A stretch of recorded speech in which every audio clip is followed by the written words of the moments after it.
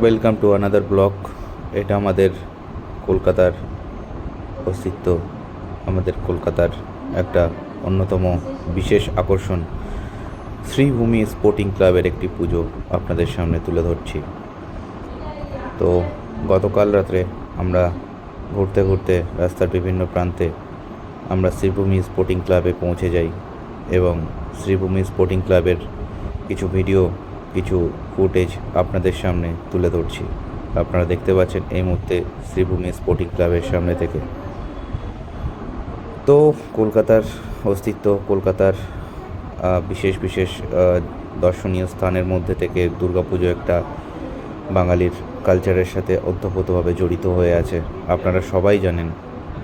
আর দুর্গাপুজো এবছর একটা অন্যরকমভাবে আমরা সেলিব্রেট করছি, যেটা সামান্য বৃষ্টির মধ্যে দিয়ে, যেটা বলতে খুবই খারাপ লাগছে।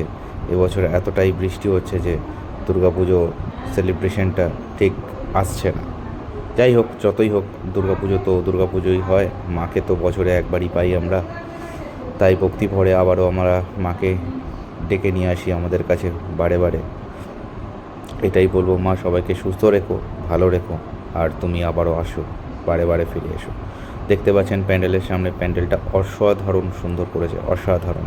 শ্রীভূমি স্পোর্টিং ক্লাবের সামনে শ্রীভূমি স্পোর্টিং ক্লাবের প্যান্ডেলটা অসাধারণ সুন্দর করেছে। আর রাত্রিবেলা যার লুকটা একদম অন্যরকম লাগছে, জাস্ট অসম। আপনারা দেখতে পাচ্ছেন সেই শ্রীভূমি স্পোর্টিং ক্লাবের সামনের থেকে একদম।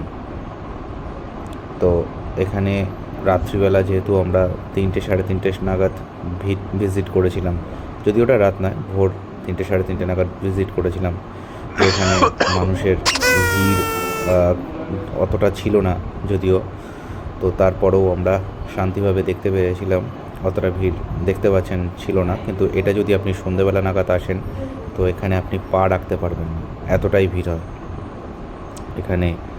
লাইন, মারাত্মক লেভেলের লাইন পড়ে, যারা আসেন তারা জানেন। যাই হোক, কে কোথা থেকে দেখছেন একটু জানাবেন। Thank you.